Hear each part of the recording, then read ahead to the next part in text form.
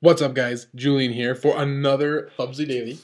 I know I haven't been recording these quite as often as I used to, and there's a reason for that. I've actually started writing some articles. So I write on our Game Grid site, of course, play@gamegrid.com, and then I just started writing like a weekly article for 60cards.com, and then Mana Deprived as well, manadeprived.com. Now, my 60 cards article is actually up, so you should go check it out, and I would appreciate support. If you leave comments down below, let them know if you liked it. That would really help me out a lot because I'm really trying to get my foot, my foot in there. My foot in there? That doesn't sound right. But I hope you know what I'm trying to say. I'm trying to get started in this and trying to get out there more. And when my article for Mana Deprived goes up, I'll link that as well. And because I'm writing for different sites, what happens is I'm trying not to get locked down. I don't want to get locked down to like one specific site. I'm just trying to get my name out there. I'm just trying to get as many people as I can to know who I am and to know, I don't know, I know it sounds silly. I guess not to say to know who I am. I'm trying to reach as many people as possible. And so that's why I'm writing for several sites. I'm not taking any payments or anything like that. Just trying to teach and trying to learn from you guys. And so the links will be on the side on my YouTube channel there, where you can click on them to go and check out the sites that where I have articles. And so just check them out, leave comments, let people know if you like them, and I would really appreciate that. So let's move on. So what I want to talk about today is my favorite deck still, Blue, White, Red Tempo. So I've been playing this deck for a month now, and it's the deck is so good. It's so good. But things have to change, of course. We have to adapt, and we have to keep moving forward with the deck. It's kind of funny now that it's caught on. It's really interesting to see because, like, especially in like my local area, like, so I started playing like a month ago, right? And about a week ago, maybe 2 weeks ago, I started to catch on and I started to see it in more and more places. And it's funny because like I'm trying to really evolve my deck and stay ahead of the metagame or stay right with the changing metagame, right? And it's funny because the other decks are like behind, and so it's funny to like see what the deck I was playing 2-3 weeks ago, I'm seeing it now. And like I'm already past it, and then in 2 or 3 weeks I'm going to see the deck, and it's just kind of funny to see that. But I want to give you an update on what I'm playing right now, and the reasons I'm playing it. So now, I hope you forgive me. I'm going to be looking over there a lot, and the reason is because my deck is over there. I've laid it out so I can talk about it, but of course for you beautiful people, I'll put it up on the screen. So bing, there it is. This is what I'm playing right now. So let's talk about it. So the core of the deck is very similar. Snapcaster Mages, Geist of St. Traft, Restoration Angels. Some people are not playing Geist of St. Traft right now. They're playing the blue-white flash deck with like Augur of Bolas and a whole bunch of counterspells. But if you read the articles, and I tested the deck, it just folds to Counterspell. I mean, not to Counterspell, to Cavern of Souls. It just folds right over. It just can't beat that card. Even Todd Anderson, I think, maybe Jerry, in his most recent article, said that like he's only won like 2 matches where they played Cavern of Souls. You just can't beat that card with that deck. Because like they just stick a Cavern and stick a Thragtusk, and then the next turn stick another Thragtusk, and you just can't get rid of them, and it's just too much. So that's why I'm still sticking with the blue, white, red version. Geist of St. Traft is really powerful against those decks. People don't seem to think so. I'm not sure why. Well, I know what they say. They say because there are blockers or things that get in the way. But Geist is just so powerful. He's just such a strong card. And he can race everything. He's so good against the aggro decks. And against Thragtusk decks, this is like something I've been saying since Thragtusk came out, since it was printed. And I still stand by it. I still think it's the same. Which is that when they play a Thragtusk, if they're somehow able to resolve the Thragtusk, that Thragtusk should not be taking them from like 14 to 19 life, or like 18 to 23 life, right? It should be taking them from like 6 to 11, or like 4 to 9, something like that, right? And what I'm trying to say is they should already be low. You should be able to race a resolved Thragtusk. Now, if you can't, that means you're doing something wrong, most likely, because Geist of St. Traft should be getting in there, should be doing tons of damage with Runeshedder's Pikes, which I have now. You should be able to race a Thragtusk. Now, you can't race 3 Thragtusks, right? Or like if they do the nuts of like Thragtusk and Restoration Angel, it gets out of hand. But you need to be able to take care of them. And the Thragtusk should stay low in their life so that you can still take them out. That's the idea. That's the concept behind how you can beat a Thragtusk. The better way is just to not let it resolve, right? Or if you have to, Searing Spear, Snapcaster Searing Spear, get rid of it, That doesn't feel as good, but you could do it if you have to. Really, because of the way that works, you're spending 1 card for their 1 card. You know, Searing Spear in 5 mana, 6 mana, I guess, but that's not the optimal route. Okay, so what are we missing? We're missing the Thundermaw Hellkites. The reason is because of the mirror match. So a couple weeks ago, nobody else was playing this deck, and the blue-white flash deck was not even on anybody's radar. Right, this is a couple weeks ago. Nobody knew anything about it. So Thundermaw Hellkite was really powerful because it was a good finisher. People misinterpret that card. They think it's like a 5/5 flyer, and like, okay, so like I think it was wrongly termed the new Baneslayer Angel. I think it's a little bit incorrect because Baneslayer you play in control decks, and you can't play Thundermaw Hellkite in a control deck because Thundermaw Hellkite should kind of like the opposite of Thragtusk, right? Like I used to cast Thundermaw Hellkite to kill them. That was like how I killed them. It was like, all right, I Geist you and I take you down to like 10, and then I end of turn an Angel, I take you to like 7, and then I Searing Spear you, and the next turn I just go Hellkite, you're dead, right? That was the idea behind Hellkite. It wasn't this, oh, you're at 20 life, now let me play my Hellkite and let me start chipping away. That's not the purpose for Hellkite. That's not what he's in the deck for, or what he was in the deck for. And I started seeing him pop up in more places. In Jund, he fits perfectly. He's a great finisher. But I saw him in some control decks and some like very slow decks where he was like the way they kill people, and it's just not correct. You just need either better or bigger cards like Niv Mizzet or like, I don't know, like the Lifelink guy or Angel of Serenity. Or you need to go fast and let him be your finisher. Anyway, so the mirror match though has changed all of this because they have counterspells, right? So there was the format for about 2-3 weeks ago. There were no counterspells in the format except for my deck, but now they're there. Now they're everywhere, and all you're gonna do with the Thundermaw Hellkite is tap out and get it countered, and that's awful. That is just awful. It's not what you want to be doing right now. And so because of that, the Thundermaw Hellkites have come out, and instead we have something like Runechanter's Pike. Now Runechanter's Pike, I don't play the same way I used to play. With Delver, a lot of times I would play it like a surprise. Like, I would wait for them to tap out, and then I go, ooh, Runechanter's Pike, it could get you for 12, you know? I don't play it like that right now. How I play it is I really just stick it early, because there's no artifact removal. And so, like, if they tap out, and I have, like, a Dissipate and 5 mana, I'll just play the Runechanter's Pike and pass or something. I don't know. That's very specific. Maybe don't take that for, like, an always do that kind of, you just have to read the game. But yeah, so Runechanter's Pike kind of replaced the Thundermaw Hellkite a little bit, and I think it's fine. I think it's really good. So with Runechanter's Pike, we get Thought Scour, and Thought Scour is like the best. It's the best. Oh, I love that card. You always mill yourself. Always. I mean, there's always you always mill yourself. The card is just powerful. It's just, and because the deck takes advantage of the graveyard, just like Delver did, right? Like, I'm drawing this comparison to Delver, not because I'm trying to say this deck is as powerful as Delver was. I'm trying to show where if you were a Delver player before, you can draw on that knowledge and you can apply it to this, right? That's all I'm saying there, right? So like, you can use your graveyard with Moorland Haunts, with Snapcaster Mages, Runechanter's Pike. You use the graveyard. And so you always mill yourself with Thought Scour, which is sweet. It's a great 1 mana draw, cantrip. It's perfect. I love it.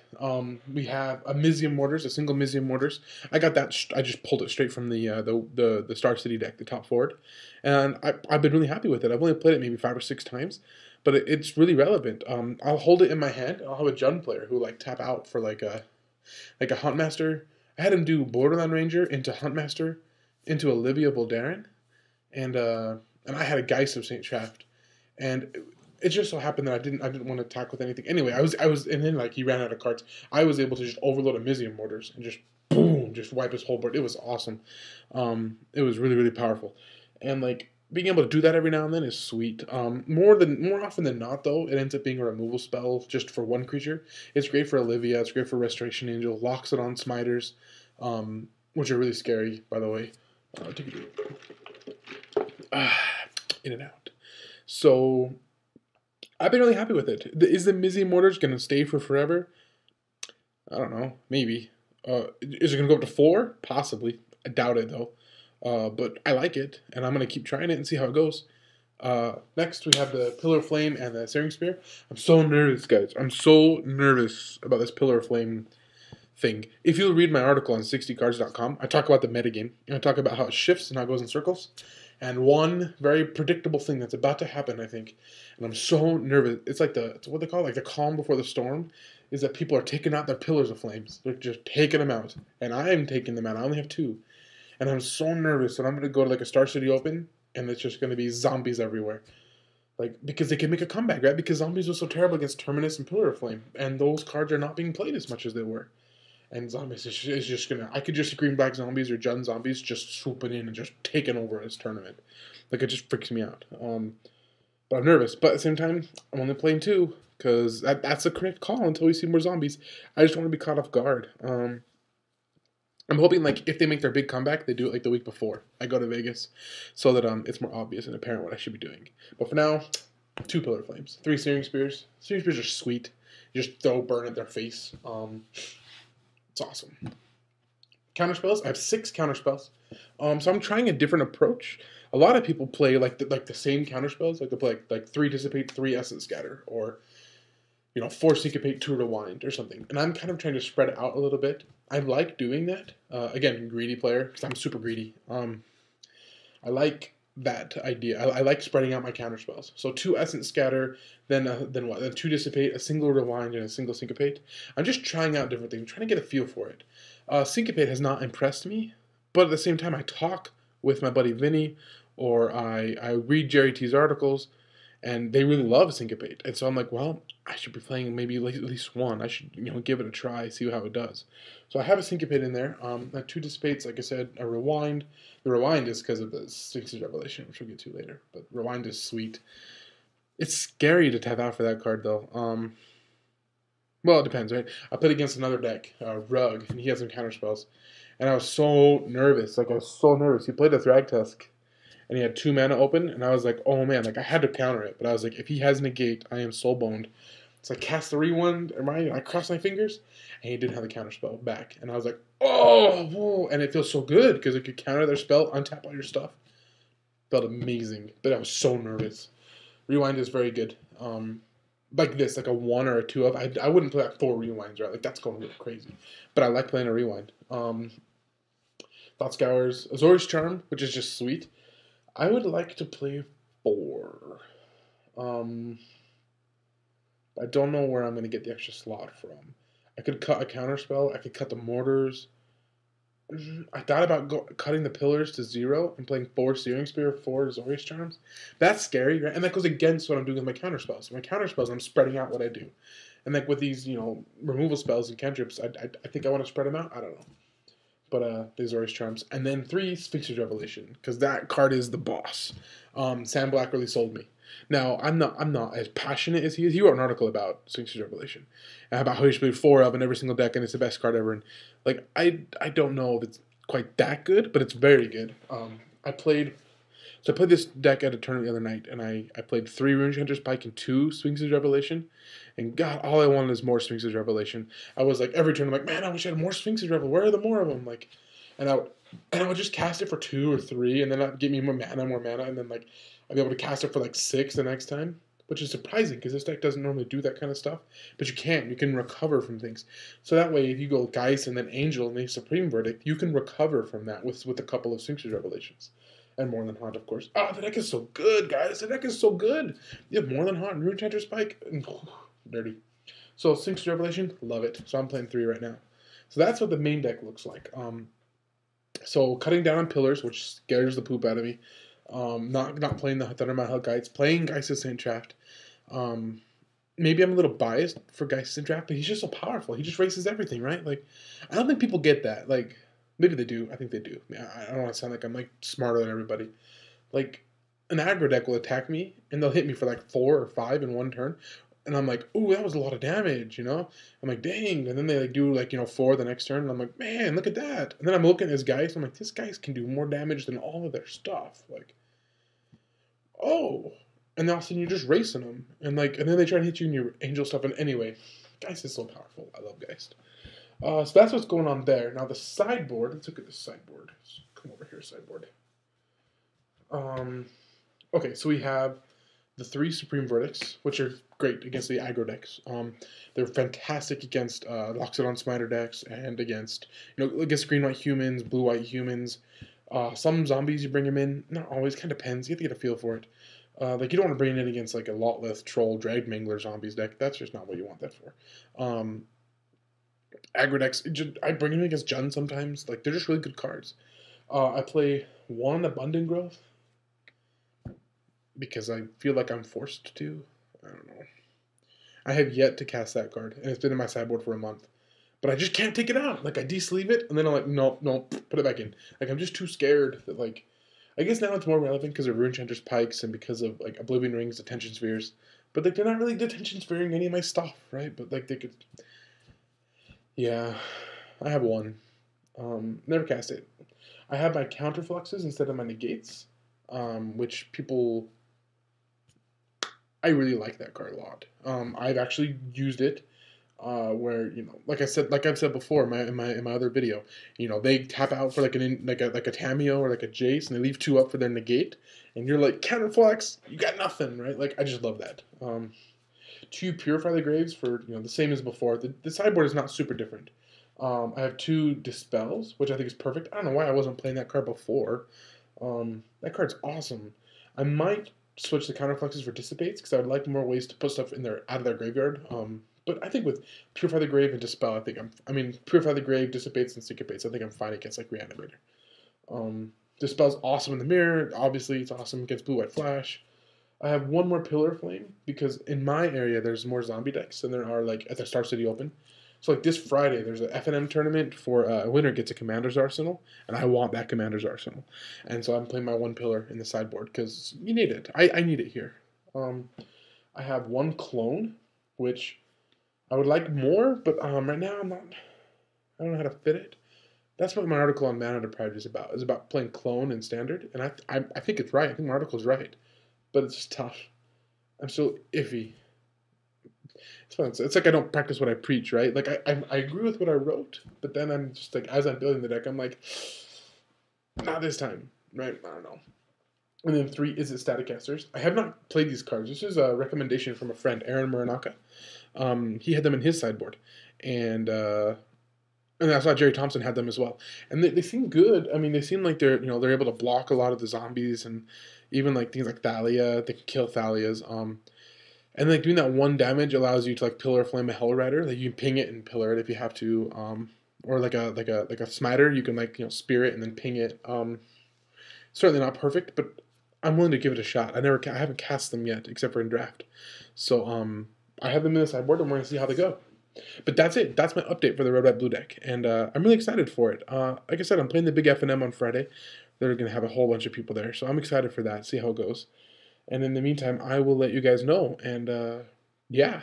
Now, for those of you who have made it this far into the video, I have a question for you.